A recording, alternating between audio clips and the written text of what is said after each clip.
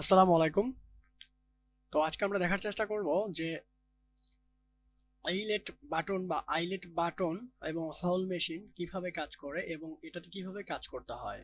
তো আপনি অলরেডি দেখতে পাচ্ছেন এখানে কিভাবে কাজ করা হচ্ছে এবং প্রসেসিং সিস্টেম কি। এখানে দেখতে পাচ্ছেন first of all button system আছে, দেন হচ্ছে এটাকে হল সিস্টেম আছে। ওকে, সো আপনাকে এই মেশিনটা চালানোর জন্য কিন্তু পূর্ববর্তী অবশ্যই অভিজ্ঞতার প্রয়োজন আছে, আপনি দেখতে পাচ্ছেন, কারণ এর কন্ট্রোলিং সিস্টেমটা আপনাকে জানতে হবে।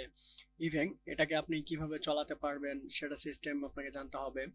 আপনি দেখতে পাচ্ছেন গার্মেন্টস এর একটা প্যান্ট, কিভাবে সেটাকে হল করা হচ্ছে। একটু মনোযোগ সহকারে দেখলে আপনি হয়তো বুঝতে পারবেন।